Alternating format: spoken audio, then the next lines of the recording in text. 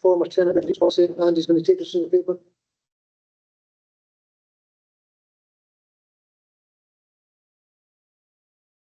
Thank you, Convener, and good afternoon, Council.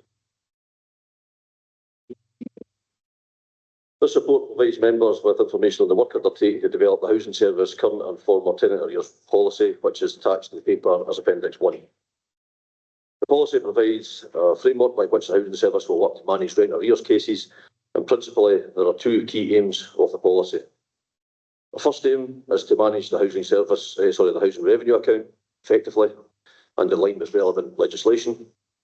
As we know, the collection of tenant rent money is a core income to the HRA, and it's important that we maximise the income to safeguard the service and to reinvest in providing high quality housing services to our tenants.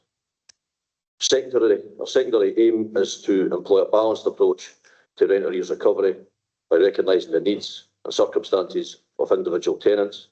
This includes for a focus on providing tenants who experience difficulty in paying rent with tailored information, advice and support to prevent rent arrears from escalating and work toward bringing accounts back into line and sustaining tenancies wherever possible. Sections 4.3 through to 4.10 of the paper give a brief overview of the approach to management of arrears cases, with an emphasis on the commitment to a person-centred approach. Sections 3.4, 3.7 and 3.8 of the paper highlight the good work undertaken by officers in managing the collection of current and former tenant arrears, with their overall gross rent arrears position for both current and former arrears combined reduced from 11.15% in 23-24 to 7.16% by financial year end 24-25. Finally, section 4.7 of the paper outlines the legal action against the tenant that legal action against the tenant will only be considered where all feasible non-legal solutions have been explored and exhausted. And to give members some context as to how that works in practice, in the last financial year, there were a total of 25 evictions as a result of arrears, but over 1,200 contact attempts made by officers across those cases to try and find resolve before moving along a legal route. That's an average of 48 contact attempts per case. Thank you, and I'm happy to take any questions which members may have. Okay, thanks, Andy. Do you have any questions for Andy? Councillor Coyne. Andy, hello. A simple one on page 231, 4.5. Officers will regularly monitor tenants' rent accounts to ensure, etc. That sounds like quite a lot of work. Can that be done automatically with a system that flags up so no human gets involved in that? Yeah, spot on, absolutely. We've got systems in place that we can look at to monitor without having to engage. Thank you, Councillor Harrison. Thanks, Greener. Thanks, Andy. See the contact attempts. What is there a kind of level? Do they start to kind of ramp up? Where do you start and where does that then end? Thanks. Thanks, Councillor Harrison. Yeah, it starts away with a phone call, touch base, a lighter touch initially, and obviously, as you say, it ramps up if we're finding that there's issue. Either the tenant isn't engaging with us with support that we could help to put in place, or they do come on board with us, a support arrangement put in place, and then they tail off and they're non-contactable again and an arrangement breaks down. So yeah, it starts away with us contacting to find suitable solutions, and as you say, it ramps up over time if we're finding ourselves in a position that we're not getting anywhere or if the arrangement's broken down. Thanks. Councillor McTaggart. Thanks, Convener.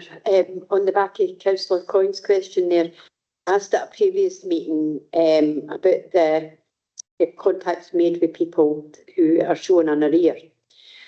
Do we, at the point where it shows arrear, have a human element where we can discern if it's a regular arrear that then gets cleared at a point in the month?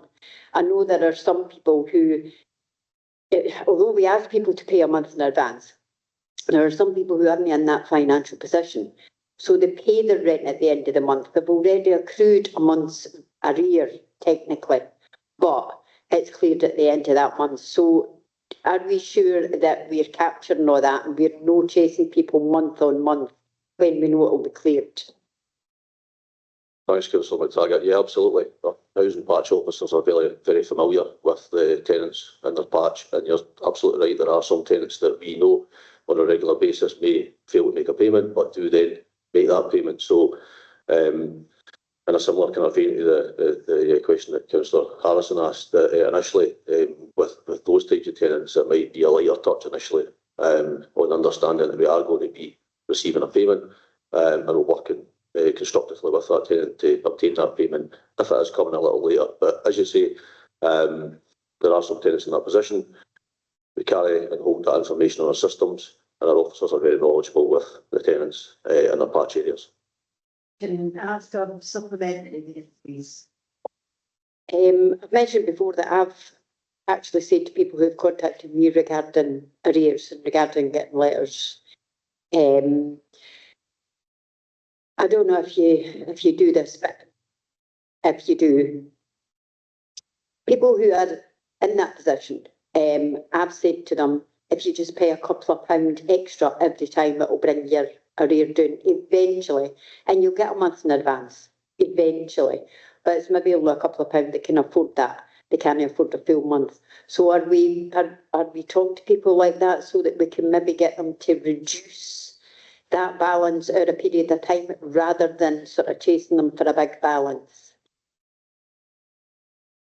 Do certainly provide plenty of advice in terms of financial management, budget control, management of people's funds. We don't proactively seek to bring in additional rental income or overpayment, if you like, that we would hold on our side, but we do certainly work with tenants to encourage them to hold additional funds at their end of things. And I know that can be a challenge for some tenants, but we look to provide as much support and advice and signposting as possible to help tenants to manage budgets and to hold savings or additional funds that, as you say, could be utilised in circumstances where they are short.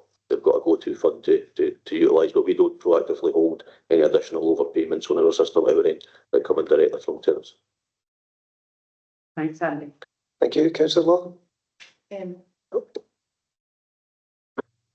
It's just in regards to page 260 in the EQIA. I've been speaking with Abela, and I know they do a lot of work in regards to like public debt, especially with women who are more visible within the public in order to be able to pursue debts. And I like the bit that says there that in response, the housing services will adopt a person-centred holistic approach to managing tenants' arrears, which takes into account all of the tenants' protected characteristics, including sex. So I just wondered, like, what could we do as councillors to kind of help you guys in those kind of situations that maybe like tenants come to us because they are kind of struggling with a debt that might have been due to being in an abusive relationship and whatnot. So I just kind of wondered what we could kind of help you guys with in order to get that information for those tenants to be able to sit down and work out, you know, a way forward, like, I don't know, a holiday, a payment holiday or something like that. Thanks, Councillor Law. Yeah, I think it's a good point, and I think we're obviously doing a number of things, but we're working at the moment to improve the information that we have on our web pages, our housing web pages. Some people would prefer to go and obviously look there first before engaging with officers, and I think that's something that we aim to improve in terms of engagement with councillors and members, in terms of your awareness and understanding of what we are doing on our housing pages. So that if we provide you that information, that when you're speaking with tenants, then you're able to point them in the right direction to things that are on our web pages, but also point them in the right direction to the relevant officers in the housing service, but also the other agencies and third parties that can assist. And also we can do that as well. It's just about getting to the right person, and then we're leading things from there so that someone's not having to go to multiple different places. And I appreciate it for coming to yourself. And you want to go to one place as well to be able to get the answers and the steer on the best solutions that we can provide. So yeah, I think in terms of our web pages, we'll look to engage with members on informing what we're doing in that space, but also providing that clarity on who's who, if you like, in terms of civic officers that will be able to help the queries that you're getting coming in.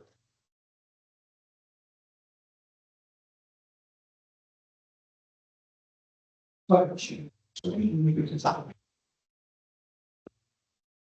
Councillor McTaggart, just also to add that between Levine's department and ourselves, we're going to be working in terms of seeing what extra guidance we can put in, and extra advice. I think the role that elected members play generally in terms of, the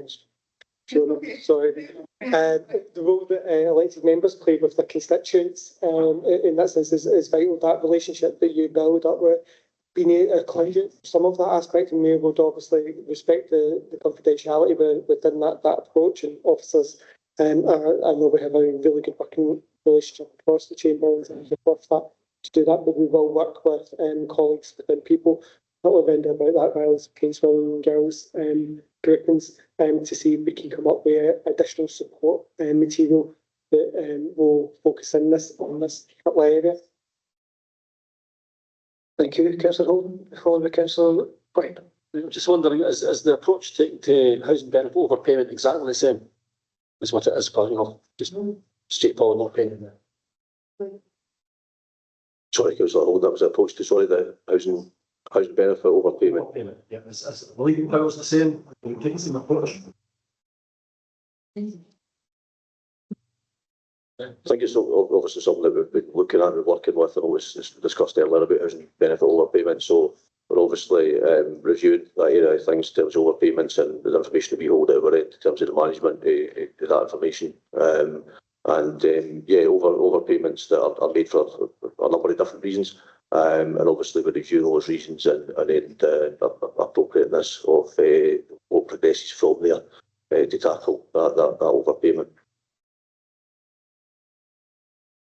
Sorry, but do we have the same legal powers open available to us for that element of it, for overpayment housing benefits, what we do for just non-cash payment or rent, non-housing benefit? Thanks, Councillor Holden. I need to come back to you on that one first. Okay. My second question is quite similar. It's about underpayment housing benefit. Quite frequently, I've had occasions as a councillor, people have come and seen me, and for whatever reason, for a variety of reasons, people's housing benefits not came through and their rent's not been covered, and then they've been chased. For what is our approach towards that? And in general, sort of how do we approach that particular issue, the underpayment issue, where there would seem to be an explanation as to why the housing benefit's not being applied, but sometimes it can even, God forbid, be the fault of the agency itself rather than the person who's the recipient.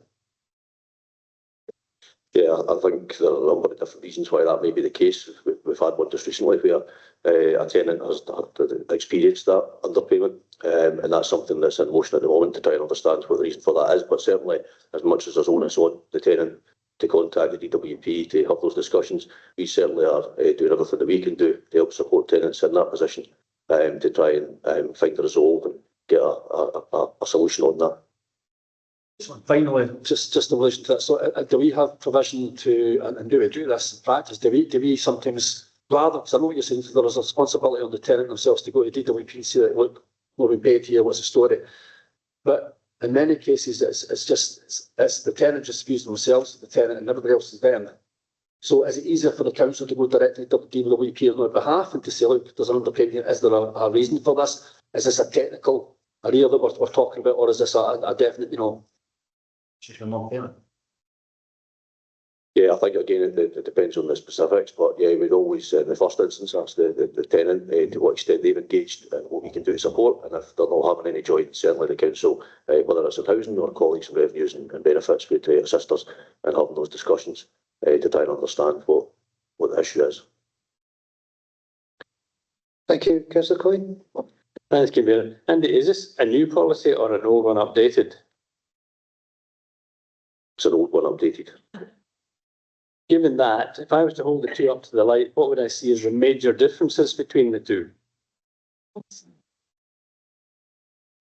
I would have to hold it up to the light as well to have a look, to be perfectly honest with you, Councillor Coyne. But yeah, the major ones. Yeah, I think obviously, as I say, the two aims of the policy, the aim in the original policy have been the same. The primary aim with protected HRA.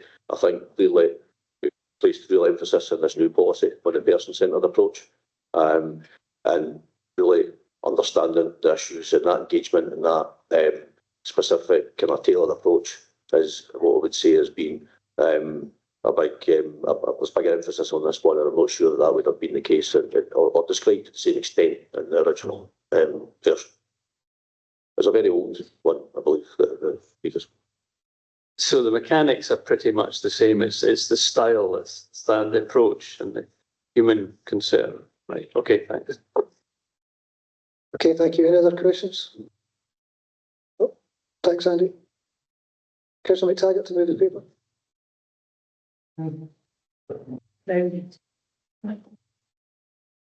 Thanks, convener.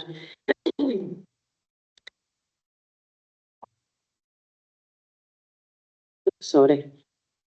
This is a positive paper in many ways. It notes that housing services improved rent collection and arrears management with an increased rent collection rate for 24-25 of 99.21 and a reduction in overall gross rent arrears from 11.15% to 7.25%. The introduction of earlier intervention and better support for tenants and the establishment of a dedicated former tenants arrears team has helped to increase debt recovery quite substantially.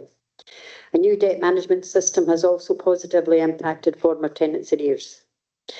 Rents are the main source of funding for the housing revenue account, allowing the council to reinvest in housing stock to improve our tenants' living standards and to provide a high-quality housing service Clackmannanshire tenants have come to expect.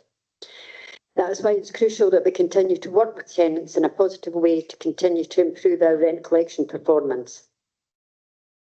Former tenant arrears can develop for a variety of reasons, as detailed in the paper. The Housing Service is committed to taking all possible steps to reduce and recover these arrears whenever possible. Despite these efforts, there are circumstances where recovery is not possible due to specific circumstances outlined in the report. Indeed, we saw the marked reduction in write-offs of those in a paper earlier today, so we know that these things are working. In cases where all avenues for recovering the debt have been exhausted and it becomes clear that collection is not achievable, some debts are ultimately written off.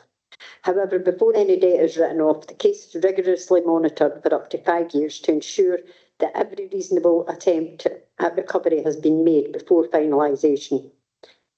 Rent arrears and former tenant arrears create a drop in revenue which negatively impacts our service delivery and our programme of improvement works. And while the Housing Service has made marked improvements to reduce arrears, there are times when tenants find themselves in challenging situations. Rent arrears and former tenant arrears.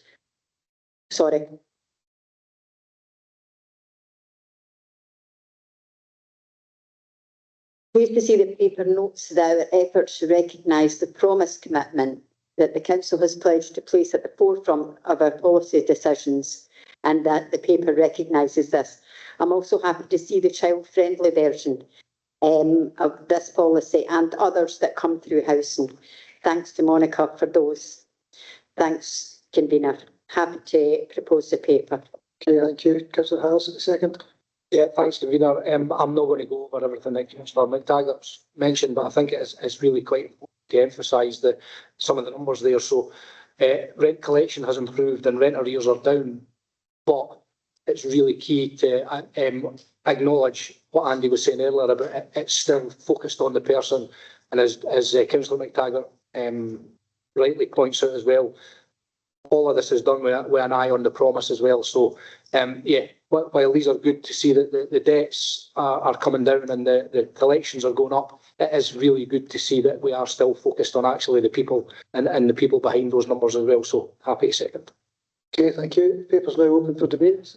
Any wish to debate? No. Paper asks us to approve the Housing Services current former tenant arrears policy attached to Appendix 1. I'm happy to approve. Thank you. Item 15 is the Housing Property Adaptations Policy, and Andy again will take us through that. Thanks, Peter. This report provides Council with information on the work undertaken to develop the Housing Service Property Adaptations Policy. We know that in many locations across the country and in Clackmannanshire, there's a growing and unmet need for housing solutions that support independent living.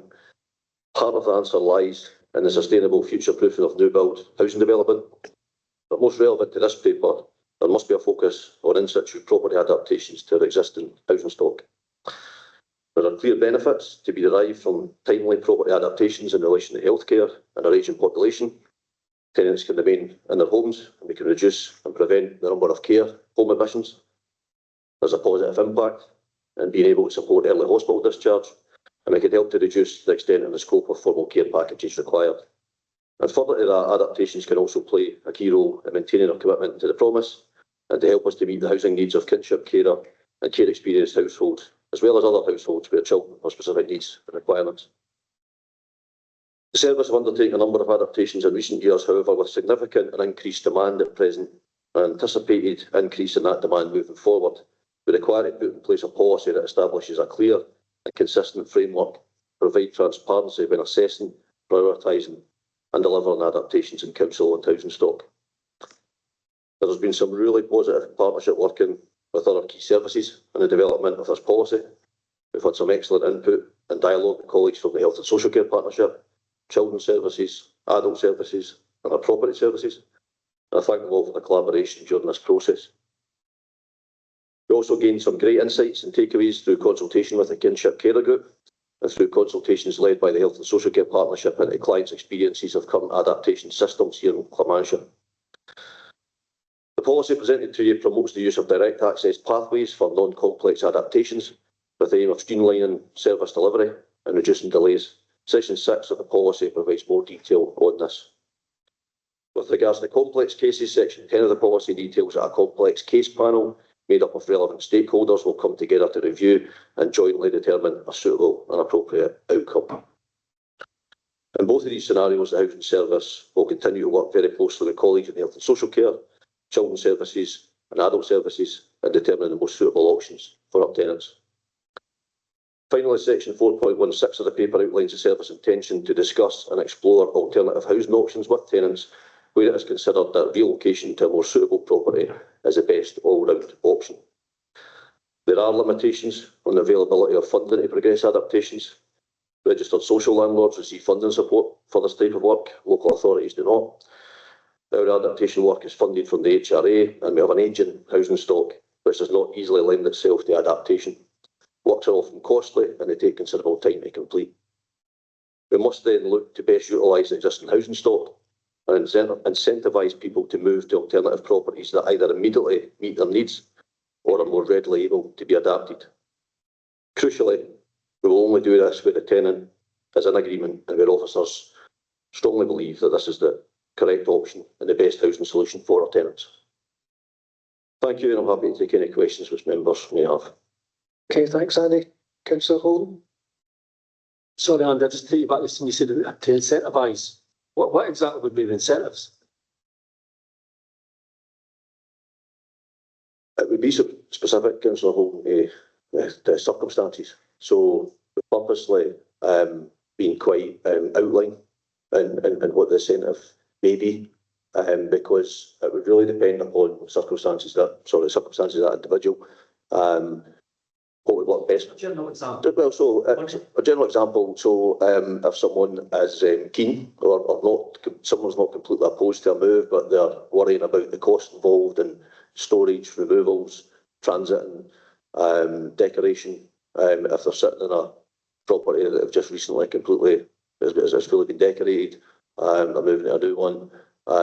If there's things specifically to the property that we could do to help enable that move, in terms of meeting some of the cost associated with storage, removals, transportation, some decoration work on a new property, it would be a spend to save to enable a good outcome. But presumably that would be done on a case-by-case basis, because there's a potential there, is there not, for some people to say, well, Jeannie got offered £500 to move and got a van to help, but you gave me hot. Use it. Yeah. No, absolutely. You're absolutely right, and that's why it's a case-by-case basis on the specifics of the circumstances. Okay, and what section 4.9, if the property is determined not to be suitable, the tenant may be recommended to move to a more suitable property. What if they refuse? Well, if they refuse, then we'll have to work with them and look at what the alternative options are. But we've been very clear with tenants in regards to, as I mentioned there, sometimes the age and type of stock makes it really difficult to adapt properties to meet the need of the tenant. And we're very clear with tenants that if they refuse, then that's their decision. But there's not an obvious, in some cases, there's not an obvious alternative then that would meet the need that they require to be met. And finally, sorry, you've got section 4.14, and I think you've got, in certain circumstances, requests for adaptations may be refused. This includes what's limited to the following, and then you've got the cost of adaptations prohibitive. Alternative solutions can be provided. What alternative solutions would that be? Could what case and what kind of alternative solutions we have of a place that can plan able to get anything to it? Again, it would be quite specific to the circumstance, so it may be that we could bring in additional, depending on what the issue is. It might be that there's alternative solutions in terms of the care provided to the individual. It might be that we can do something different. It doesn't necessitate a need for structural alteration or adaptation to the property. If there's some other means or method by which we can deliver services, or as you say, it could, as we just discussed, it could be alternative options. If there's something that can't be done in the property, alternative option could be a move elsewhere if the tenant's open to that. And finally, you've got the bullet point above it. It talks about that's the same bullet point. Cost adaptation is prohibited. Alternative solutions can be provided. What if alternative solutions can't be provided? What if a person requires, if a person staying in the house requires a number of adaptations to be undertaken there, costs too much, haven't got any alternative stock, haven't got any alternative place to put them? What do we do then with that person that physically can't live in that house? And so, what would be our response to that kind of scenario? Yeah, well, that would clearly be the absolute worst case scenario where we've explored all options and there is absolutely nothing that we could do to meet the needs. So that in that case, again, specific on what the issue is, but it may well be that that person has to go into care somewhere out with that property. If that is the case, again, we're talking kind of hypothetically about the circumstances specifically, but we would explore all available options possible before we and exhaust everything before we arrive in that space. That's the answer I think we're going to give. So we get a scenario where a person says, look, we've looked at it, and it's going to cost X amount of pounds. So the cost is really prohibitive here. So we could be looking at you going into care or in a care environment, which shifts the burden from ourselves onto another provider. But so is there a set limit? How do we determine what's affordable and what's not? Because that's got big implications for people, as you know. Because if it's affordable up to a certain point, then certain people can remain in their homes and can remain in the community and can get all these things. And another point, if it's not just an arbitrary point, then they can't do that, and that can involve, in many cases, going into some other environment against their wishes. So where are the figures? Because I can't see any figures in here. We talk about scenarios a lot about if this thing happens, if that thing happens, but there's nothing here because I think from a policy perspective, it's really important that not only elected members understand what the policy means, but members of the public can lift up the policy and can relate the policy to their circumstances. So if Mrs. A looks at this and says, well, there's nothing here that tells me, they're telling me that they can't meet the cost and I've got to move, I've got to go into a care environment. But there's no table that shows me what's affordable and what's not. And I don't know how come somebody else has got their house, they've got theirs done, they're happening to them. So how do we deal with that difficulty? Thanks, Councillor Holden. Yeah, I understand what you're saying, but I don't think we could really go to that level of extended detail that you're describing there in the paper, because I think it is so dependent upon circumstances and relevant to the individual and also the property that they reside within.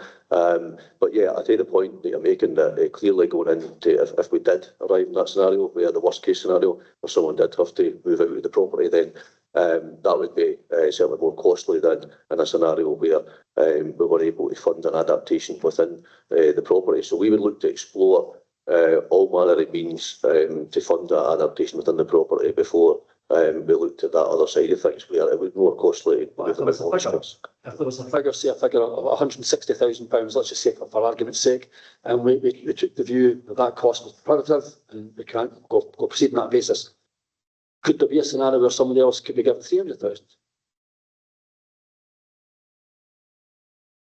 think again it's really specific, and it'd be tough to look at the detail of it at the time with the cost benefit analysis of spending X amount to retain someone in a property versus what an alternative solution would look like. So I know what you're saying about the level of detail, but yeah, it absolutely is. I think it also really depends, kind of talking, that's the establishment of a complex case panel to ensure that the best decision is made depending on the circumstances of each case. And this is exactly what was in mind when developing this policy. These sort of complex cases where the costs are extremely prohibitive. And as Andy has mentioned, it's kind of impossible to put a price tag, but that's why we want to talk to our colleagues, be it health and social care partnership colleagues, be it adult services, children's services, social services, etc., just to make that best decision. And sometimes, yes, it can be carrying out an adaptation if there isn't any alternative solution possible. But again, a price tag is not something that we can put on.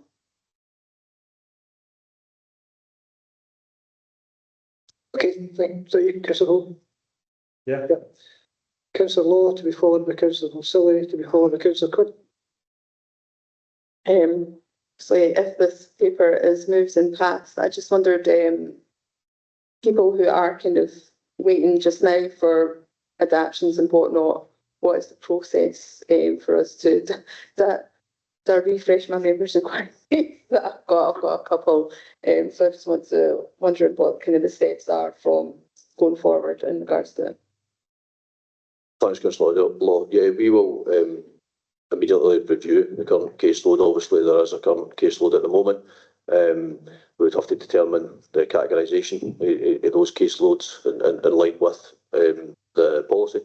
As Monica mentioned there's a complex case panel which would be put together to consider any major adaptations that were deemed to be complex. There are other categorisations of adaptation that are major adaptation but not considered to be complex. And then there's also the minor adaptations which would be more transactional in terms of coming straight into the repairs centre being dealt with through that process. So yeah, we would look to review the current caseload and ascertain exactly what's what, who's where in the process, and then make decisions from there about categorisation and obviously progress things as quickly as we possibly can do. Okay, Councillor Balsillie. Thank you, Chair. Paragraph 3.5, Andrew, page 272, you give a quick summary of the adaptions, which sounds pretty good. 190 adaptions, spending just over $500,000. Does that include our categorization of minor and major together, or is it? Yeah. Does it also pick up self-referrals to occupational therapists? In other words, the fast tracking, does that include that number as well? Yeah. So a breakdown of that I think would be very helpful for elected members. So the 48 households that are remaining, are those the more complex cases, such as you mentioned, the kinship applications are more complex? And give us a feeling for what those 48 cases are like. Thanks, Councillor Balsillie. Yeah, a number of those 48 are those more complex ones that are describing with kinship. A number of them are also bathroom adaptations. So that was largely, principally, where a lot of the activity has taken place over the last 2 or 3 years in bathroom adaptation works. But yeah, that 48 is a mix of those two that makes that up.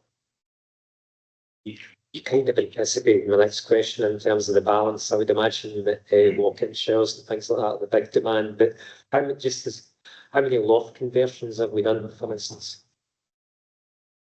Yeah, there's far fewer than the bathroom adaptations. We have maybe one or two historically in recent years, 1 or 2 requests for that type of thing, a loft conversion or an extension. That said, we have seen an increase in that area of things, which is why it made the point about the HRA funding this type of work, because clearly there's a far greater expense associated with a loft conversion or an extension than a bathroom adaptation. So it's all coming from the same place, and we're asking more requests for that type of level of adaptation. this is more of a statement, but when you're doing a future report, I think it would be really useful to see how many self-referral applications you've basically fast-tracked without having to use the capacity of the occupational therapists, because I think that policy's made a major difference to our tenants, and I was just wondering if you could reflect on that a little bit and see if we can highlight that in some way. Hugely, you're absolutely right. I mean, that has been a massive difference. You're quite correct in saying that. Being able to streamline and fast track and have those minor adaptations and major ones that are more complex come straight into the property services through housing has meant that the reduction in the waiting time, the waiting list number has came down significantly. The waiting time from point of referral to our application to actually realising an adaptation has reduced significantly as well. So you're right to highlight that, and yeah, absolutely, you could look at a bit of work to further highlight that in the future. That's great. Thanks, Andy. Thank you, Councillor Quinn. Thank you. I was just wondering, to mention about future proofing and stuff, when we were buying properties off the shelf, are we considering or showing a preference for ones that are more adaptable so that we have more options going forward in the future? Thanks. Thanks, Councillor Quinn. Yeah, it's a good point. And yes, we are. We look at off-the-shelf acquisitions with that in mind. Our off-the-shelf activity is largely focused around our waiting list and the knowledge that officers have on what we need within our stock, what we perhaps don't have, or we don't have enough of at present. And this is certainly an area where if there's potential that we can acquire properties that are either already adapted or can be readily made and available, tailor-made to suit particular needs moving forward, then we'll absolutely do that. And it's something as well I mentioned in my introduction about new supply, new build activity as well. So I know that that's something that across Scotland has been discussed as well about how do we build that in at the bricks and mortar stage when we're designing new properties. Obviously, it all comes at a cost, but it's right that we look at that. Excellent. Thanks. Thank you. Any other questions? Councillor Holt?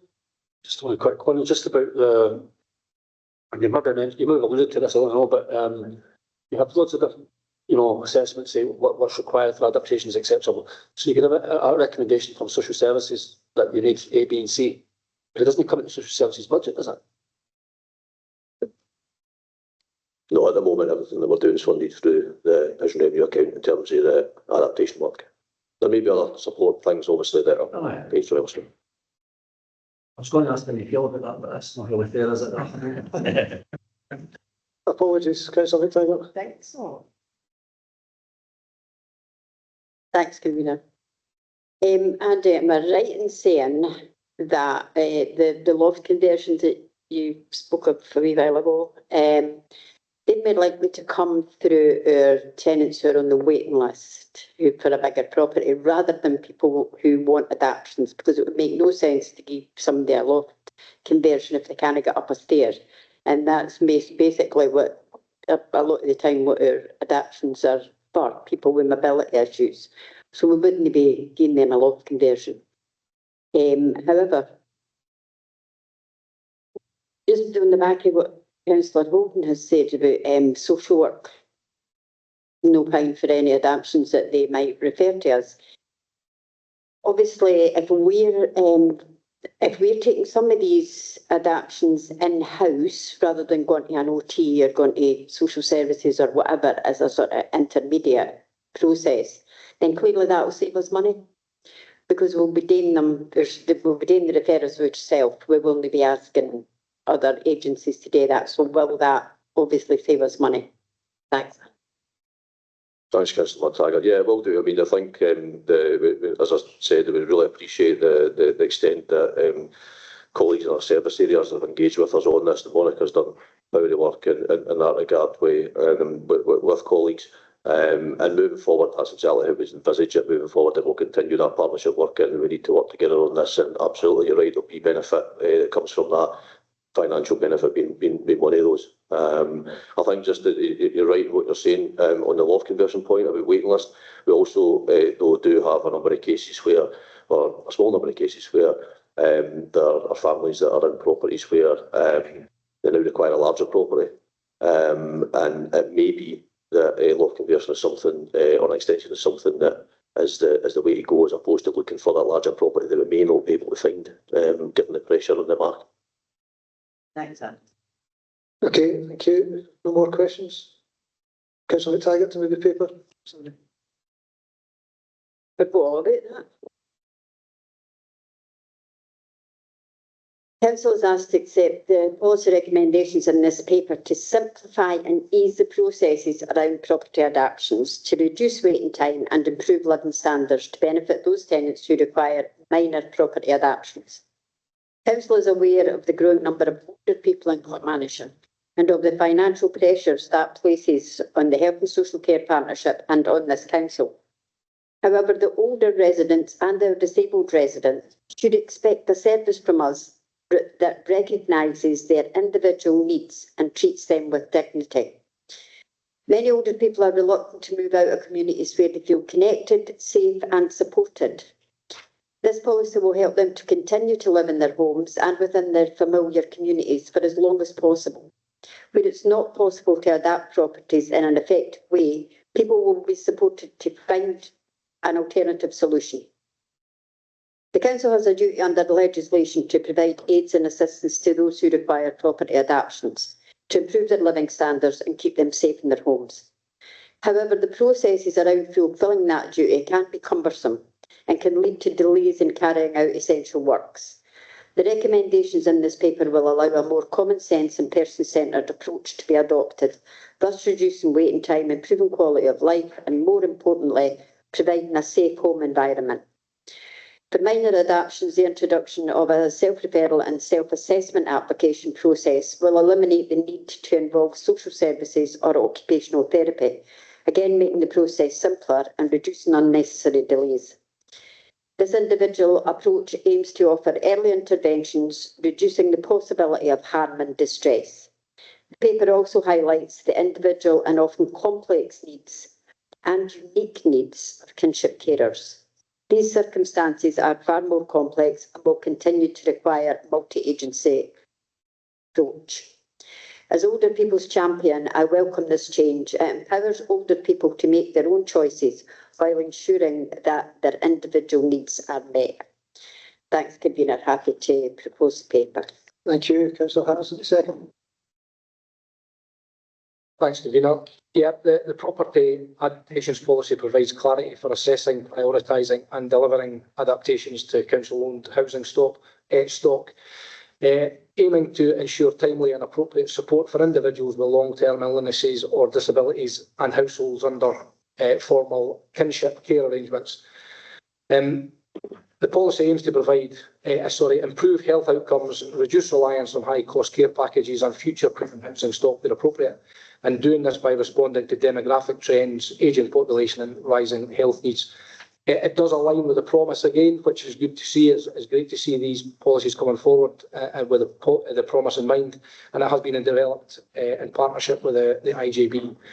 The key features of direct access pathways, integrated approach, prioritisation framework, complex case panel and alternative solutions are all designed to provide benefits such as promoting independence and well-being, supporting hospital discharge and preventing unnecessary care home admissions, providing cost-effective alternatives to intensive care solutions and ensuring fair, transparent and person-centred decision-making. So I am happy to second. Thank you. Paper's open for debate. Anybody wish to debate? Councillor Silly. Yeah, I'd just like to thank staff for this evolving policy. And when I say thank staff, I really do mean it, because I do believe that our housing staff, our social services staff, even some of our craft workers who are involved in this casework, it's very, very stressful and emotive. I've only dealt with a handful of cases as a councillor, but I know our staff are dealing with issues day in, day out, particularly when they're an end-of-life diagnosis and they're having to look at special needs adaptations to try and keep people to meet our tenants' wishes in terms of remaining in their home. And that raises a whole lot of complex issues. And that's maybe I might outlining extreme cases, but I don't think it is. There's certain things in life that are certain, death is one of them. But the other key complex area is indeed the kinship carer issues. So, and these are only partially being raised within this report. So I'd just like to commend the report, but more importantly, thank all the staff that are on the front line in these issues, because they really are. A lot of our staff go above and beyond and try to get a solution for our tenants and ensure that they've got the adaptations they need. At the same time, money keeps interfering, and I know the grants and things like that are looked at as well, but I'd like to see as a council do more in this sort of area in terms of just exploring how our craft workers can get involved and do sort of quick fixes as well. But the report's going in the right direction, and again, my thanks to staff involved in that. Thank you. Any other contributions to the debate? Councillor Holden? Just to say, I'm broadly supportive of the policy. I suppose I'm really asking for the impossible, because the one thing I really am concerned about is consistency. There's always a perception out there that somebody's getting and somebody's not getting. And usually the ones that complain are the ones that are not getting. And I just think it's useful if there was, it's probably impossible, but upper limits and stuff, so public can understand when an adaptation reaches a particular level, it's not going to be possible to do that. Because there's nothing worse than suffering and poor housing. Housing's inappropriate for your needs, and then looking elsewhere and seeing other people with perhaps better circumstances than yourself being apparently getting adaptations, which you're not getting. And I'm not saying that we should be pandering to that perception, but I think we should be very cautious and cognizant of it, the fact that people out there do think that there needs to be a bit more clarity about decision making in the process, and this offers a bit of that. But I don't think it answers the questions, perhaps rightly, because what I'm saying is I don't think they're answerable really about having absolute 100% complete transparency. This is when you reach this level, you're not going to get an adaptation, but when you fall within this category, you're not going to be offered an adaptation at all, but you might be looking at alternatives. And I know these things are not always possible, but I would just like to think that on the terms of implementation of the policy, it would be implemented in such a way that would make that an understanding that a bit easier for people. Thank you. Any other contributions? Councillor McTaggart, you need the opportunity, someone? No thanks. Okay, we're asked to approve the Housing Service Property Adaptations Policy attached to Appendix 1 and note the service intention to support tenants for relocation at more suitable accommodation where the current property is unsuitable for adaptation. We're offering tailored relocation packages. Are we happy to approve? Okay.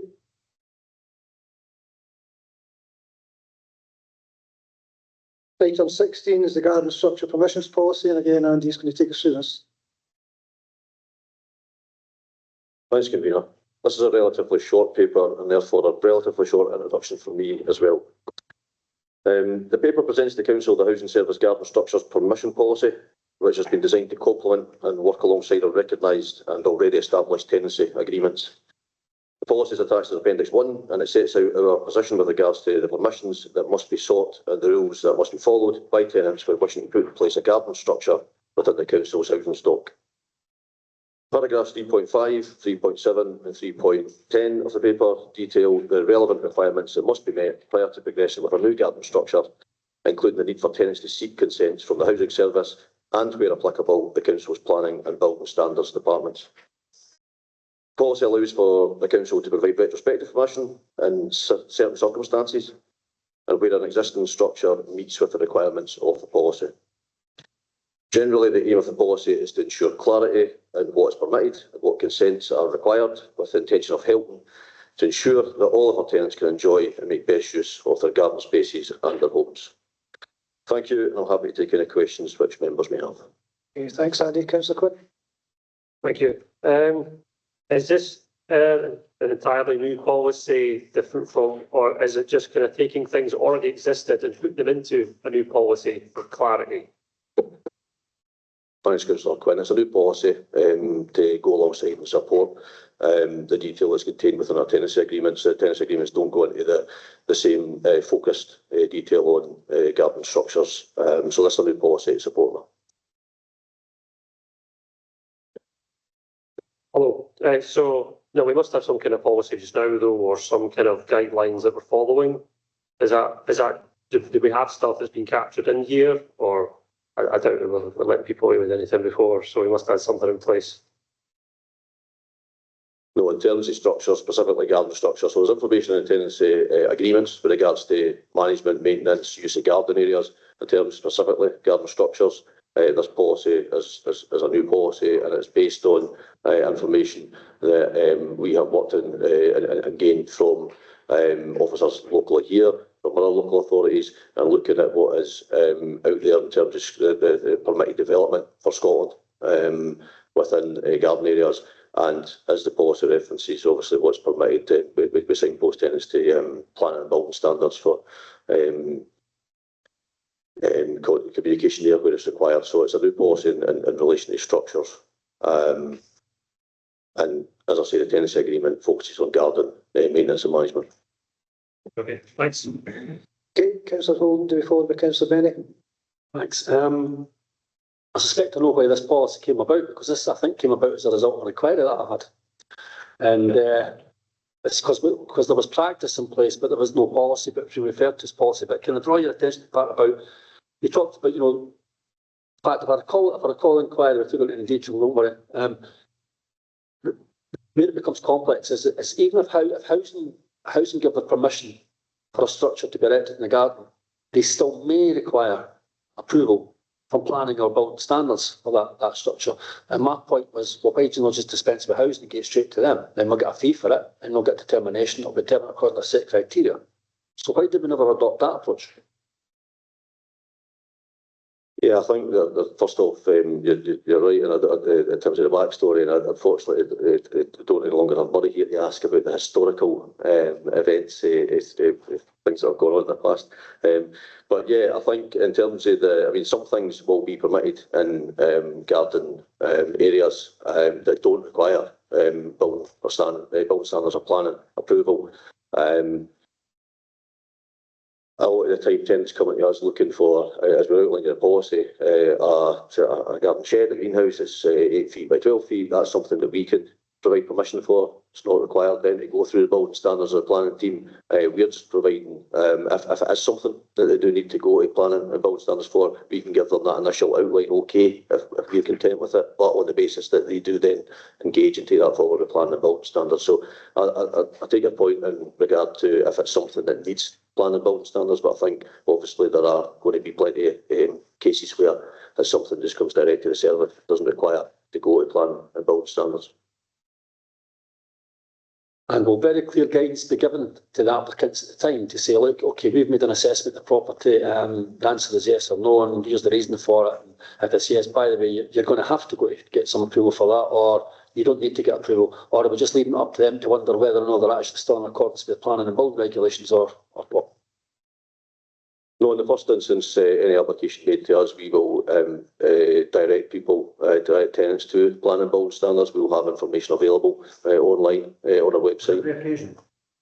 Every occasion. If someone's coming in to us asking for something, we will direct them to the information on our website that would then take them to the relevant site, the planning and building standards site, to progress that with planning and building standards.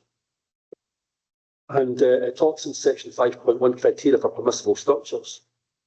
And I'm going to be careful with asking, but I'm genuinely curious because I think this is an important policy, and if it's brought in and it's applied across the board, then it's excellent. So the structure must not exceed 8 feet by 12 feet in size, or must not occupy more than 30% of the total garden area. So if it meets that criteria, so it's either 8 feet to 12 feet, or it does not occupy more than 30%, does that mean it will be granted? Thanks, Councillor Holden. Yeah, I mean, if it meets that criteria, and obviously there's a number of other items below that must conform to in terms of the structure and the type of materials used in the proposed build or whatever it's going to be. But yeah, if it meets those first two in terms of size, yeah. So the inquiry that led to this policy, I can now go back and give this policy and say that's how it should have been implemented. If this policy is approved today, then yeah, that's there for use. Thank you. Councillor Bennett? Thanks, Chair. I'm just really looking to find out what, when you're talking about structures, we're talking about maybe like a summer garden or something like that. We're not talking about a huge 20-foot high whatever.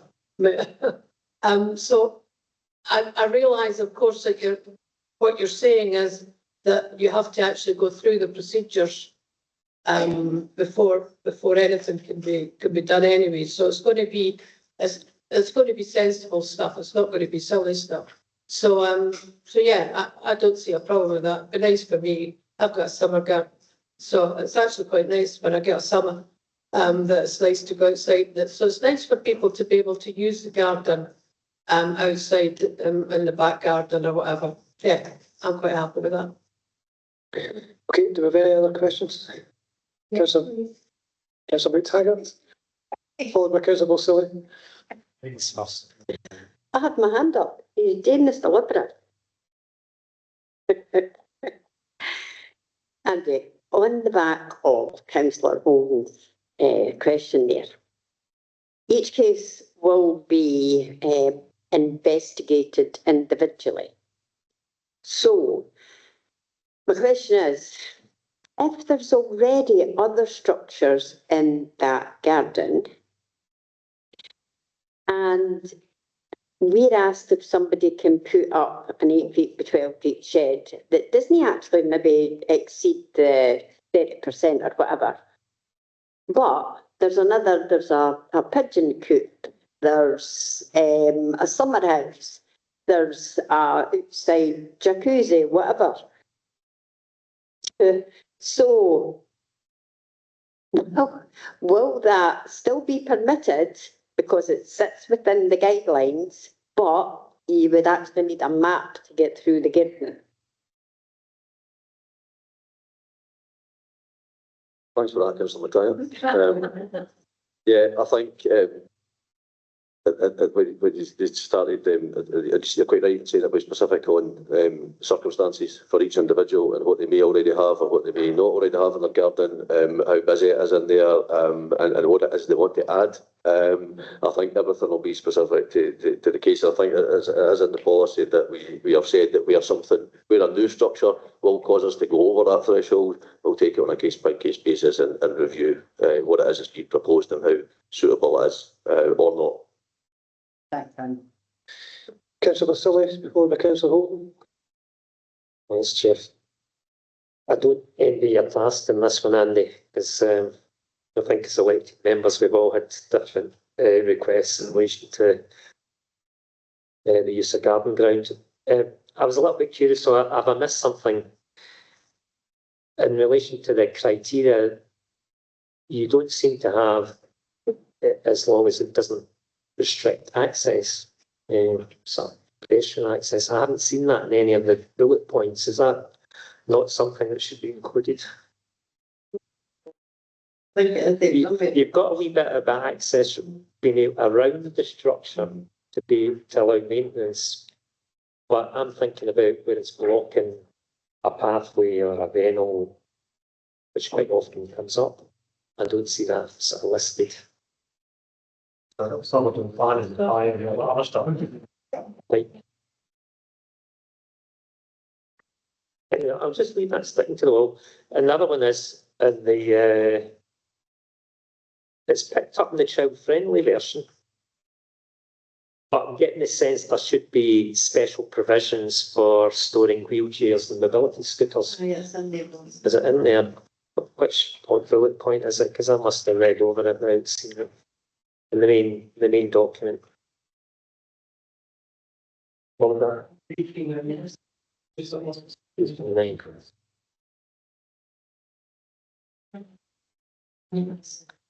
Okay, I'll take your assurance it's in there, so that's fine. I don't know if you want to respond on that access point at all.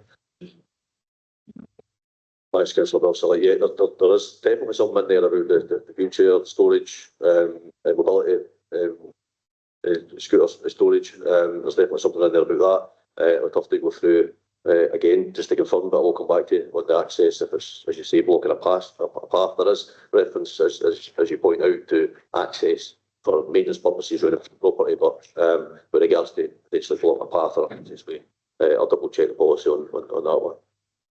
I've seen sheds built across kennels and stuff. Yeah. So, don't want to get into too much. Thank you. I think there are a few access related provisions within the part that's I'm looking very quickly, Councillor Balsillie, but under 5.1, the third bullet point. So there's access in terms of maintenance and so on that's set out there. The final bullet point's about fire safety, so there's an access consideration there, and then there's tenant access to rear garden is also picked up. I think there's a broader provision elsewhere, but there's certainly specific provisions under all of those that relate to access.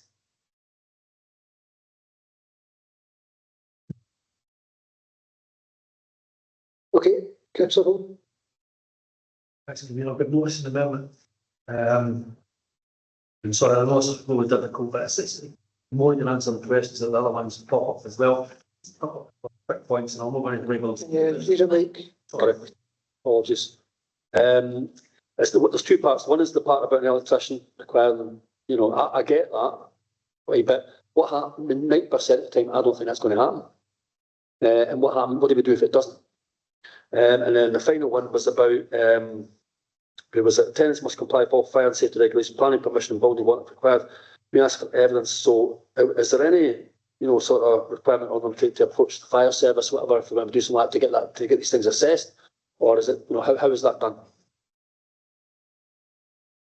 Thanks, Councillor Hall. And I think just on your second point first about the fire safety regulations, one of the earlier bullet points talks about the appropriateness of the materials that would be used in the building. So our property service would analyse that area of things. With regards to the electrician point, I know what you're saying about potentially how the police who comes in to do the work. Again, we would look to understand or take copy the appropriate paperwork in relation to any installation that goes on there. And obviously, again, our property services, we have an in-house electrical team that would be able to look at any installation. And that final question, what just opens that one up, is it because normally is it not the case if the word used as something like a proficient person? So if you own your property and you're proficient and you can do it. Why would we impose an additional requirement? Yeah, I think as long as I say, if we've got an electrical team in-house qualified, that we'd be able to assess any installation. And kind of similar to what I was saying about the materials that are used, we could also have a look at the electrical installation. Does that not take away the robustness of that recommendation there, which says if a tenant's intended for a light or power to structure, it must be installed by a qualified electrician? Or is there a caveat? If you're going to know install it by a qualified electrician, as long as it's all right, it'll be fine. I think it would come back to our inspection of that. If we were satisfied with the standard of the work and the installation, then that would be sufficient. Okay, but with respect, I think that would have to reflect that position rather than the statement, because the statement's not an accurate reflection of what would happen in actuality. I don't think that would be appropriate, so we can maybe cover that in an amendment. Councillor Quinn. Hi. I'm just thinking about retrospective stuff. All those people with 12.5 foot by 8 foot stuff that they built previously. Are we going to have to do an audit on existing properties and buildings to see what's currently there, so we can assess what's new cases and what isn't? Because otherwise everyone could just claim they built it last year before this changed when we come round. We don't have any plan to go out round about every property try and figure that out. But certainly, if anything, if we're made aware, if it comes to light, if we do find that there are properties where there's a structure that hasn't obtained permission, then certainly we'd look at that as and when those things arise.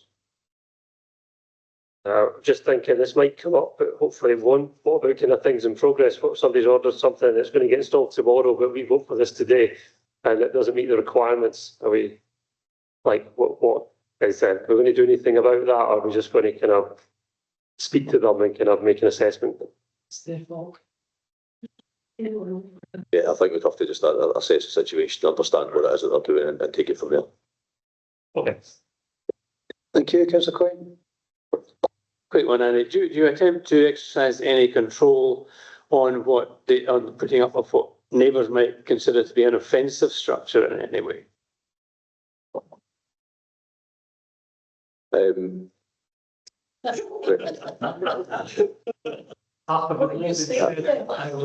looking for any examples. Take Lily.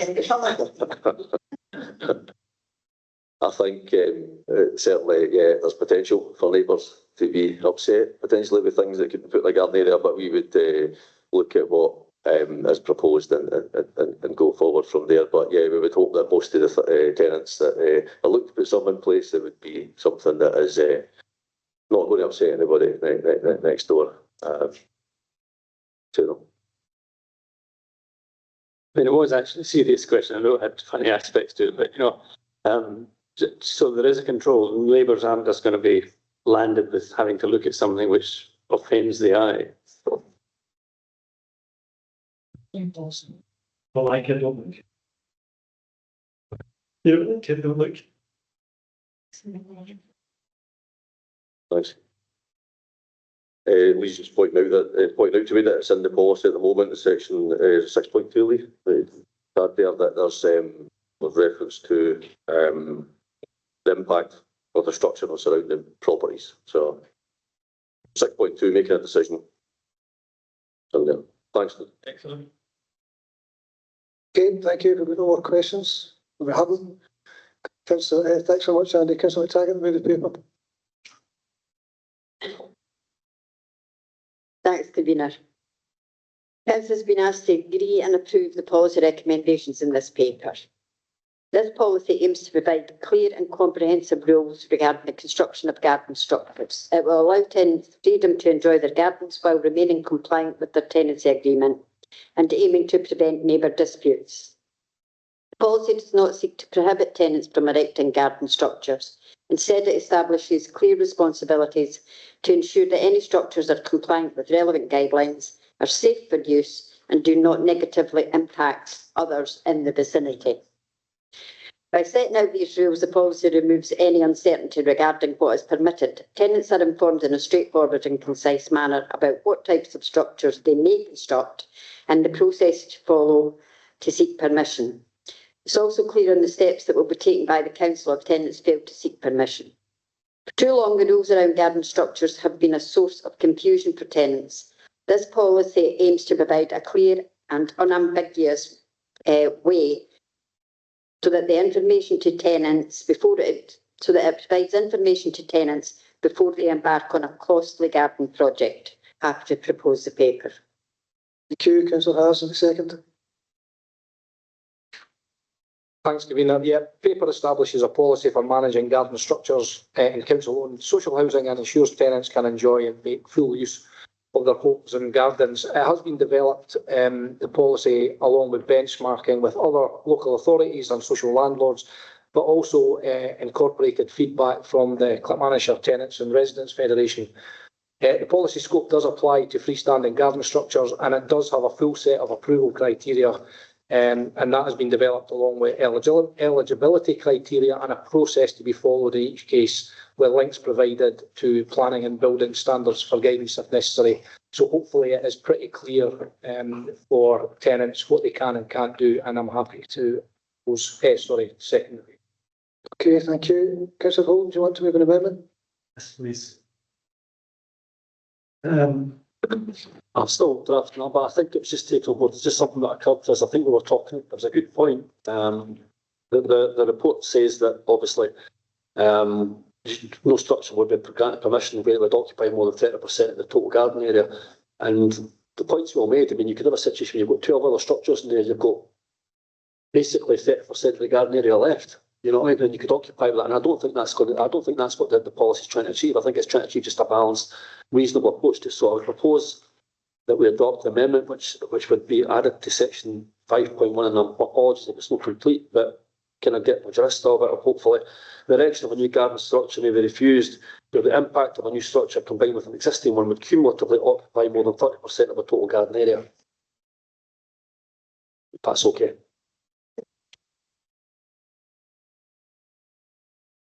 Is that? Yes, that's that. Can I come in at that? Could you just clarify in your Use your microphone. Sorry. Sorry. Can we just add, just on Donald's point, and do not obstruct any pathways, etc.?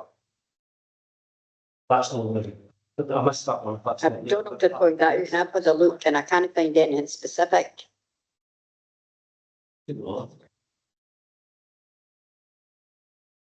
do we have a set of wording that we are talking about here in terms of an actual amendment, Yes. Well, yeah. please? The erection of a new garden structure may be refused. The erection of a new garden structure may be refused where the impact of a new structure combined with an existing one would cumulatively occupy more than 30% of the total garden area and does not serve to obstruct Access. access Pathways. or hinder access to the garden area. Is that okay? Yeah.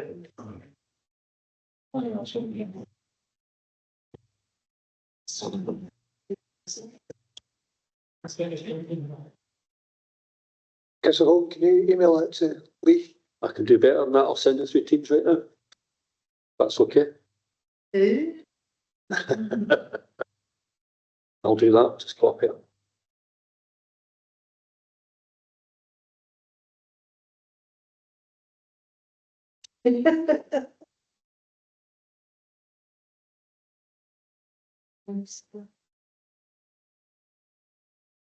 Sure.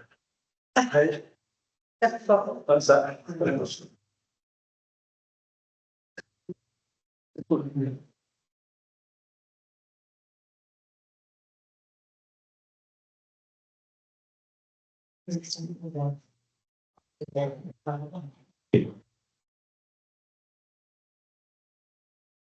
Should you remember that?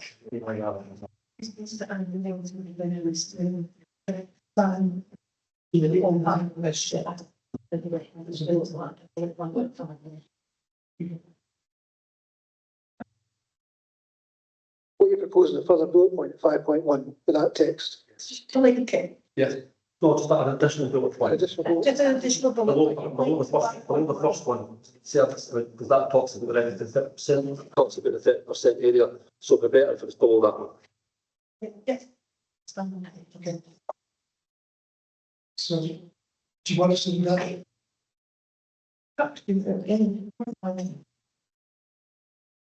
Do you need to hear this again, or you content, you know, what the amendment is? Yeah, that ready. Get late. Okay, do we have a seconder for the amendment? Councillor Quinn. Is there a wish to debate the amendment? Councillor Benny. I've just got one thing which has gone on my head there. So you have three council tenants all sitting pretty with a nice little bits and bobs. And then you've got a huge house that's been put up privately and they've got huge structures. Now, they won't be able to do anything about that, would they?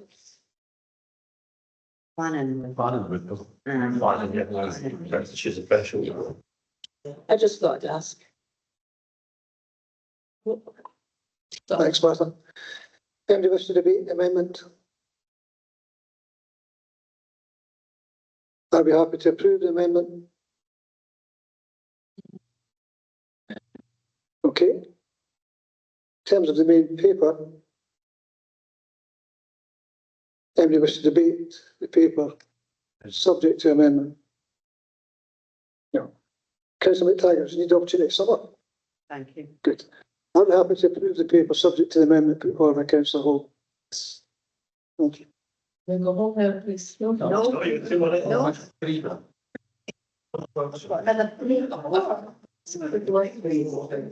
This is the most surreal council meeting I've been in a long time. Item 17, health, safety and wellbeing strategy. Allison's going to take it through the paper, thanks. Good evening, good afternoon. Thanks so much. Thank you, convener. This paper invites council to agree the health and safety and wellbeing strategy for period 2026 to 28.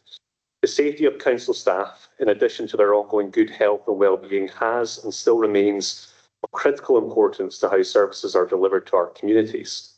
As such, in 2022, council approved the health and safety strategy, and then laterally within the same year, the wellbeing strategy. In the following period up to 2025, the health and safety team, supported where appropriate by other officers, have overseen significant developments in the council's approach to safety and wellbeing. This has included investment in our in-house training provision, whereby staff now have access to a range of training offers, including IOSH, first aid, mental health, hand-arm vibration syndrome, and most recently, violence and aggression training developed in partnership with NHS Forth Valley. This not only increases our capacity to upskill staff, but also allows the team to respond to needs as it arises and take preventative action where identified. Additionally, there are being developments with the Evoltrix online system, including recording of incidents and the creation and recording of risk assessments and the completion of thematic audit programmes. This is backed up by a robust policy framework with a cycle of continuous review undertaken by the team in conjunction with trade union colleagues. Our approach to wellbeing has also developed with a range of supports now offered for staff, aiming to offer preventative interventions and then tailor support where and when it's needed. This has included the re-establishment of the cross-directorate Healthy Working Lives group, who work on seasonal themes to offer a range of supports for staff, both online and in person. Despite these successes, it is recognised that there are clear synergies between both those enabling pieces of work, those being the wellbeing strategy and the health and safety strategy, and that they are complementary to each other in ensuring that our workforce is safe and supported in the roles they undertake. Recognising this, presented to you today is a refreshed strategic approach, which combines the two previous strategies into one single health, safety and wellbeing strategy. And the strategy as presented focuses on 4 key thematic areas, these being legal compliance and governance, culture, health and wellbeing, and collaborative and partnership working.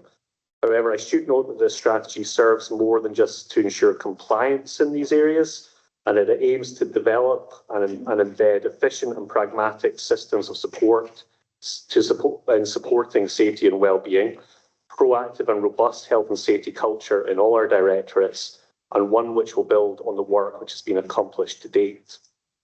Supporting each of these themes is a number of key activities or KPIs which have been identified to track progress in these areas, with these being underpinned by an action plan which can be seen at the end of the strategy. Moving forward, regular updates on progress with this strategy and the action plan will be submitted to Audit and Scrutiny Committee, with key indicators recorded on the Council's Pentana performance management system. This new strategic approach ensures a golden thread or pathway from our aspirations as a council to the individual actions and responsibilities of the health and safety team and of management throughout all our directorates. It is not a fresh start. Rather, it is a continuation of the positive developments which have been made to date. Above all else, this strategy will ensure that the health and safety and well-being of our staff remain as everyone's responsibility, and that this commitment remains strong as we move forward over the next period towards 2028. Happy to answer any questions you might have, and I'm supported today by Sean H. Scott, the Council's Health and Safety Manager. Thank you. Okay, thanks, Ali. Let's open now for questions. Councillor Rennie. Yeah, thanks, convener. On points 3.5 on the paper, first of all, I'd like to say I'm really pleased to see this. I think it's something that's really helpful moving forwards, but just for some clarification on 3.5, so it talks about stress risk assessments, which I think is something that's an excellent way forward, but on the back of those stress risk assessments, are we sure that we've got the capacity in place, not with the staff training to pick up following them with any needs that have arisen, but also in terms of support that would be offered to any staff who may come up with a concern? So is that something that's an aspiration, or is that possible at the moment? Thank you, Councillor Rennie. I'll bring Sean H. in on that particular point, please. So we have a number of stress risk assessments in place already, and yes, there is capacity. Obviously, we don't have a magic wand, so we can't, just magic issues away. But we do ensure that when we're writing the stress risk assessment output, that the control measures that we put in place are practicable and reasonable, and can be implemented in full. If those, things occasionally will happen. And so it might be that the risk assessment is reviewed, but that would be in conjunction with the person, and that's usually on an individual basis what we're looking at in this policy is to do proactive team-based risk assessments to say what as a team is likely to cause you stress, and therefore what can we do to help try and minimise that stress proactively before anybody's unwell from it or anything like that. So that if we do get to the point where an individual is unwell, we've already got that bank of control measures in place, and we're then saying, well, what extra is it that we need to do to help you in your particular circumstance? And there are a range of measures that we can use to support that. Okay, that sounds good. Thanks very much. Mr Harrison. Thanks, Convener. This is just a general question on risk assessments. What's the period for them and who's involved in the writing of the risk assessments and taking the actions? So our current policy is that if nothing else changes, then all risk assessments should be reviewed in at least a 3-yearly cycle. However, if there is a change perhaps in a process or a piece of machinery or the individuals involved in that process, then that risk assessment should be reviewed at that point. And depending on the activity that's being undertaken, for example, I know in most of our schools review their risk assessments on an annual basis because the pupils in the school will change, and a wide variety of things can happen. But I feel that feeling is every 3 years. In terms of who's involved, it's usually the manager that's responsible for the activity, but we do try to involve as wide a group as possible. So quite often there will be members of staff that are involved in the activity and trade union colleagues wherever possible. And, indeed, if it involves service users, for example, then where appropriate, we'll get them involved in those risk assessments too. Thanks. Yeah, thanks. I'm really glad to see the bit about culture coming in. Culture is absolutely key to getting health and safety right. If you've not got the right culture, risk assessments are basically just a load of words on bits of paper. So really glad to see that coming in. One of the things I noticed was about near miss reporting. We actually don't seem to report very many near misses, and I'm going to tell you someone that I know you know. The more near misses you report, it's actually a really good thing because there is a triangle that goes up. The more near misses that you can report and do something about, the less likely you have a major incident. So how do we ensure that people are reporting near misses and the culture is that that's a good thing rather than they're scared of some kind of reprisal that there's something happened and they might be disciplined or something like that? So you're absolutely right. That has been a focus already for some of our services. I know particularly within the police directorate, there's been a lot of work ongoing to make sure that people do understand the importance of reporting those near misses. And that's why there's a number of different parts of the strategy that will come in to support that. That's one of the reasons that we're asking senior managers to make sure that they're engaging with the workforce. It's one of the reasons that we're asking to make sure that our incidents are reported timely and that there is that follow-up investigation so that, when something is reported to us, there is action taken where appropriate and we see that coming through. Thank you. Any other questions? Councillor Rennie? Yep, thanks, Convener. On page 373, point 3, reviewing and developing measures which support staff in dealing with violence and aggression in their job roles. So obviously in audit and scrutiny before, we've had it reported to us the number of incidents that happen and a lot of them being sort of in the school environment. So I'd noticed there on the action points in terms of risk assessment in place, register process, and training offered to all staff who may need to deal with physical threats. Now, I'm presuming as well as that there's debriefing and support offered to staff who've been victims of any kind of incident. I mean, I'm asking, but I'm presuming that is already in place. It's just that I felt it might have been useful to have that in that particular section of the table just to say, and I just wondered if it'd be possible for that to be included. Yes, there is a process of staff debriefing already in place, and that's the sort of thing that I would be expecting to come through the stress risk assessment process, because that's the sort of thing that's likely to cause stress. Therefore, that would be part of the control measures for that particular team, exactly how that debrief process works for them.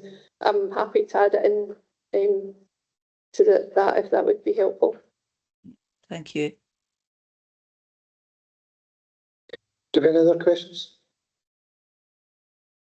Okay, thank you both. Councillor Harrison to move the paper. Thanks, Karina. Yeah, I'm really pleased to see that forward as the health and safety and wellbeing of our staff be one of the council's top priorities. This goes build on previous health and safety strategies and wellbeing strategies and integrating it both of those into a single cohesive approach for efficiency and impact. To be the future programmes, transformation and improving staff wellbeing. And it does emphasise the need for updated risk assessments and staff training as work practices evolves. The 4 proposed strategy themes are really important as well: legal, compliance and governance, culture, health and wellbeing, and the collaborative partnership working. And each theme there is supported by targeted improvement actions.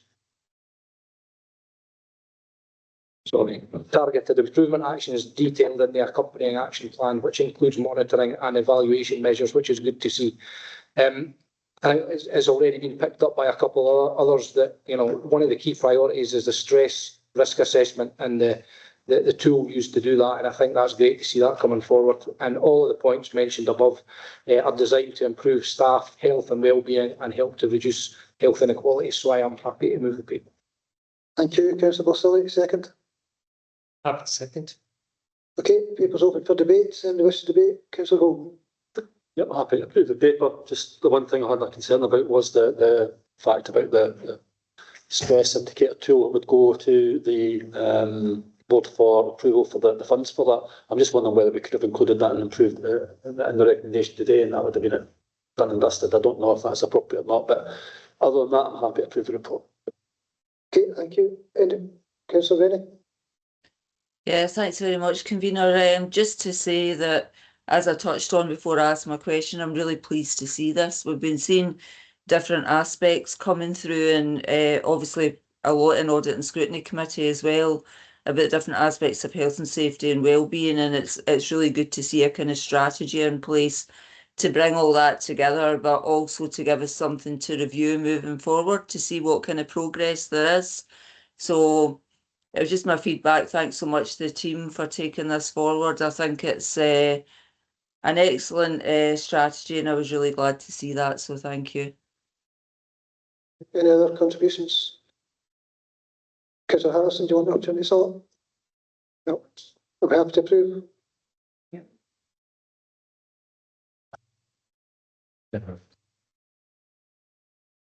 Okay, item 18 is a motion to council from Councillor Law. I ask you to do the motion.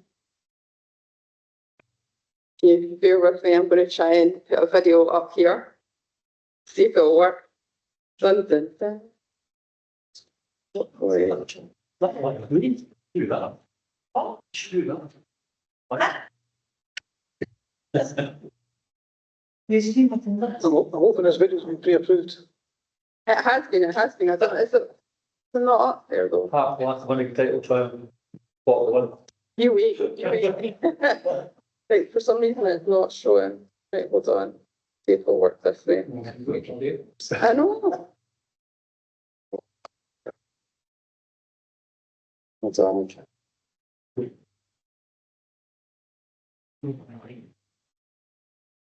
Right, so we're. Why is it not working? Yeah, this is what I'm trying to do. Video.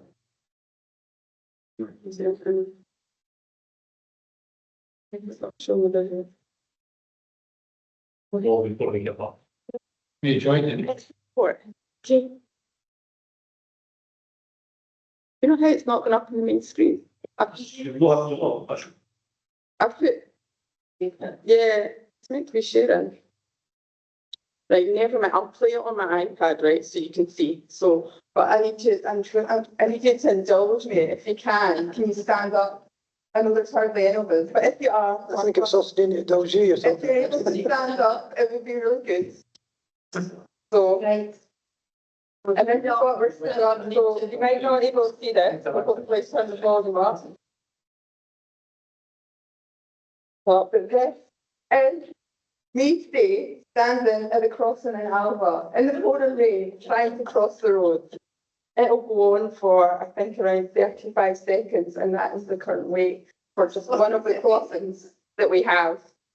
So, you can sit down now, over there. But it would be good if it went up there. So anyway, so the video that I've just shown you is myself and my son standing in the rain today with our hoods up, trying to cross the road on our journey to school, waiting for more than 30 seconds. I would say this is a very typical of the way that many people make at crossings in Clackmannanshire every day. This motion has been in my thoughts for quite some time, as I've spoken to a number of constituents who have shared their frustrations on the time they have to wait to cross the road. Research has shown that at 30 seconds that people will start to engage in risky behaviours in order to cross the road. Living Street Scotland reports that many crossings require pedestrians to wait excessively, prioritise motor traffic flow and create barriers to walking and wheeling. Extended waiting times increase the likelihood of unsafe crossings, putting pedestrians and other road users at risk. There have been councils that have taken similar actions to this, and in my research I found that North Somerset Council actually took steps to reduce 80% of their crossings to a 15-second wait in order to reduce risky behaviour taken by pedestrians and to prioritise walkers and wheelers. So I'm asking Council to take the similar steps as outlined in the motion, which is to amend Pelican, Puffin, Toucan and Pegasus crossings, which we do have one just past Fish Cross, so that the maximum wait time for pressing the button to the green signal is 20 seconds where legally possible on such crossings, and implement this change during scheduled maintenance of crossings to minimise any if there's additional costs to the council. So I would hope that everybody would support that, and so that you're not standing in the pouring rain like what you might be doing just now after a long day meeting. You don't want to be standing there for 30 seconds, and you would be walking across that road if you thought you might be able to make it. So let's make it safe for everybody. Thanks. Thank you. Councillor Harris, second. Yes, I'll be second. Okay, do we wish to debate? Councillor Hall. Happy to support on the basis that it can be given legal effect. Happy to support it on the basis that it can be given legal effect. Yep. Yeah, that was one of the reasons where we said where legally possible on such crossings in terms of the motion. So it's got the caveat that where it's legally possible, we'll put that. Anybody else want to debate the motion any further? Are we happy to approve? Motion's carried, thank you. Item 19 is celebrate the success of Alva to Stirling Railway in support of further rail reopening. Motion, Councillor Forson to move. Thanks, convener. Hopefully we'll keep these too short, although it's a shame actually. But so I'm pleased to bring the motion to council that recognises past success and captures our local ambition, and hopefully sets out a bit of a positive vision for the future of rail connectivity across Clackmannanshire and across Scotland. When the Alloa Stirling line was reopened in 2008, it was one of the most significant transport investments our area had seen in decades. It reconnected Clackmannanshire to the national rail network for the first time since the 1960s. And I think everybody will agree it's delivered real measurable benefits for our residents. And I'd also like to say, if I had like a tenner for everybody who claimed credit for bringing the railway back to Alloa, I think I would be really, really rich. But I think it's safe to say there was a real joint effort there. At the time of reopening, usage was forecast to be around 150,000 passengers a year. But even by the 10th anniversary, ScotRail recorded that the line was carrying over 300,000 passengers annually, and almost 4 million people had used the service since its first decade. Today we know that strong performance is continuing, And according to the latest published figures from the Office of the Rail Regulator, Alloa Station recorded nearly 310,000 passenger entries and exits in the 23-24 rail year. So I think that's clear evidence that the rail line remains a vital public transport artery, supporting access to jobs, education, healthcare and leisure throughout the region. The local success is part of a wider national trend. Rail travel across Scotland continues to rebound strongly, with millions more journeys being made as people choose reliable, greener transport options. If anything, demand is constrained not by lack of interest, but by the limits of the current network. That's why continued investment matters and why Clackmannanshire should be at the forefront of making the case for improved connectivity. And importantly, the Scottish Government's recent decision to remove peak rail fares will only strengthen this momentum. By ending the higher fares charged at the busiest time of the day, rail travel has become much more affordable and predictable, especially for workers, students and lower income households. Early national data on passenger feedback already suggests that removing peak fares encourages people to shift from the car to rail, spreads demand more evenly across the day and makes public transport a more attractive everyday choice. For a line like the Alloa to Stirling, which serves commuters travelling to Stirling, Fife and beyond, this policy could support sustained growth in passenger numbers and further strengthen the case for rail investment. I think that many of us think that reopening the Alloa-Dunfermline line is the next natural step. It would connect Clackmannanshire directly with West Fife and onwards into Edinburgh, support access to the proposed ferry terminal links at the site, opening potential strategic international links. It would reduce road congestion and carbon emissions, strengthen economic resilience and unlock new opportunities for communities on both sides of the Forth.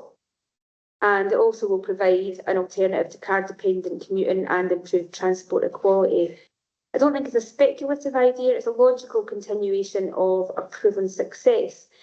So the motion asks that the Council do three things: formally recognise the success of the Alloa Stirling line and the benefits it continues to deliver for our residents. I think we could do something around comms there. Support in principle the reopening of the Alloa Dunfermline line as part of a forward-looking low-carbon regional transport network, and instruct the Chief Executive to engage with partners, including Transport Scotland, Fife Council, ScotRail and others, and to write to the Scottish Government expressing this Council's support for further development work. I think the pragmatic, reasonable steps that strengthen our voice and ensure that Clackmannanshire is fully part of the national transport planning conversations. The Alloa Stirling line is a clear example of what can be achieved when investment, partnership and community needs come together. So with around 310,000 passenger journeys last year, the people of Clackmannanshire, I think, have shown that through their usage that rail matters. I hope you support the motion. Thank you. Thank you. Councillor Quinn to second, is it? Hello. Yes, thank you. Don't want to say too much, because my kids in Ashland made to come back home. Yes, this is a really important motion. Public transport in general is really important, particularly for climate change. For climate change goals, we need people using buses and we need people using trains more than they are now. And like I say, the Stirling line has been an absolutely massive success. Now they've increased them over the years. Now they're twice an hour for a lot of the day, and now with the reduction of the peak rail fares, it's only kind of further increased that. But there's a big kind of black hole in the railway system between Alloa and Dunfermline, and it's not an easy place to get to if you can't drive there, and we don't want people driving there ideally. Whereas that's opened up a lot of opportunities for people. We still have that. It's difficult to get that direction back and forth. It's limiting people coming into Clackmannanshire to work. It's limiting people here going to work, going to appointments, going to recreational activities, all this kind of stuff. And so it's important that we support this and kind of take a stand really and put it out there that we're in favour of this and try and put as much pressure as we can to get things moving. So I hope we can all get behind this and support this. Council. Thanks. Thank you. So the motion is now open for debate. Does anyone wish to debate the motion? Are we happy to support the motion? Yes. Okay, thank you. Final item today. Motion to Clackmannanshire Council from Councillor Forson again. Thanks again, convener. And it's a shame that this motions come in at the end when everybody's tired and a lot of people have left the meeting.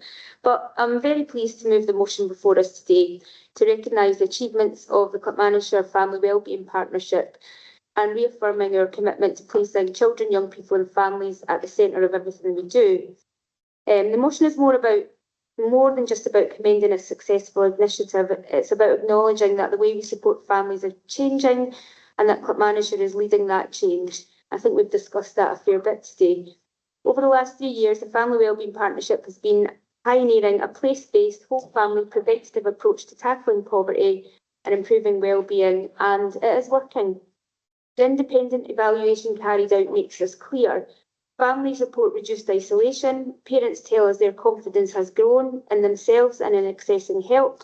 We've seen improvements in mental health and family relationships and in the sense of stability within the home. Young people are telling us they feel more supported and understood, and crucially, more parents are now moving into employment, education and training, which is building long-term security and opportunity. Behind these outcomes are real people, parents who once felt overwhelmed but now feel hopeful, young people who now have someone in their corner. One family told evaluators simply that this approach helped us find our feet again, and I think that's the kind of change that lasts. And colleagues, this transformative impact is now being recognised nationally. So just a few weeks ago, the Family Wellbeing Partnership won the COSLA Chairpersons Award, and that's the top award across all categories chosen from the very best of local government innovations in Scotland. So this is the award. It would like getting an Oscar. So to win this award, projects must excel against COSLA's core judging criteria, which include public service reform and innovation, partnership and collaboration, impact on people and communities, scalability and sustainability, which is about approaches that others can learn from, and value for money.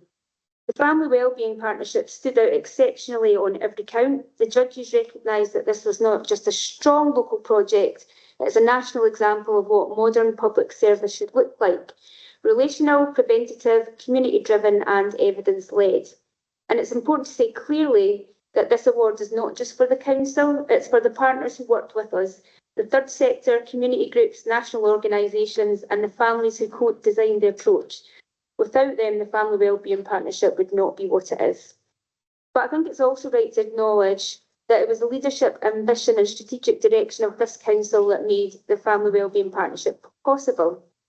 We created the space for innovation, we backed a bold whole family model when others might have opted for more safer, more traditional approaches, and we've been championing prevention long before it became fashionable. And I think the COSLA Chairpersons Award recognises that leadership as much as their collective achievement. We all know the pressures facing our communities, the continued impact of the cost of living crisis, rising mental health needs and the strain on public services. That is precisely why prevention, early intervention and whole family support are so vital. They are not luxuries, they are necessities. The Family Wellbeing Partnership is not simply a project, it's a model of public service reform at a time when Scotland urgently needs new approaches that improve outcomes while also using resources wisely. So today's motion is asking us to continue to support and strengthen the Family Wellbeing Partnership. I think, across the chamber, we're well committed to that because it's a core of our anti-poverty and wellbeing work. And secondly, reaffirm prevention, early intervention and whole family support as guiding principles for how we design and deliver services. And again, I think we're seeing that through the work that we're doing every day, and particularly in the transformation space. And thirdly, ensuring that communities, families and third sector partners continue to shape the partnership's direction, keeping it grounded, responsive and driven by lived experience. And again, I think we can see examples of that. So I think it's been said before too, Clackmannanshire is now developing a national reputation as one of the most forward-thinking and innovative councils in Scotland. Other councils are coming to us to learn from our approach. And the COSLA Chairpersons Award confirms what many already know, that Clackmannanshire is at the forefront of public service innovation. So I commend the motion to council. Yeah. Thank you. Councillor Harrison to second. Thanks, Chair. As Councillor Forster says, it is a real shame that this has been left to the very last thing at almost 5:30 at night when I'm sure everybody wants to get home. But you know what? If we can't recognise success within the council and the council area with our partners, nobody else is going to do it. So we need to be shouting about that when we get COSLA awards for, as I said, I wasn't meant to be seconding this, but you know, what springs to mind immediately is transformative, forward-thinking, unique leading in Scotland. As Lorraine was talking about earlier, we've got other councils from Scotland and further afield coming to look at what we're doing in Clackmannanshire, and actually the council officers for their hard work, our third-party colleagues, everybody deserves huge thanks for the amount of work that goes into this. Some of the programmes that we see this, they totally are transformational, and I'm not being glib about that. There's one particular one that the first time I went to the awards ceremony, I sat in tears listening to people's stories about where they were and the transformational programme that they had been on and where they were now. We are transforming lives in this council along with our partners, and we absolutely deserve recognition at COSLA level for what we're doing. So, yeah, I'm more than happy to second this. Thank you.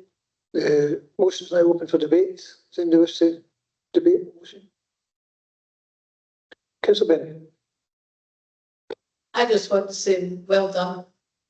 It's fantastic that we're actually getting these awards so that people can see out with the chamber and out with your room that these things are happening.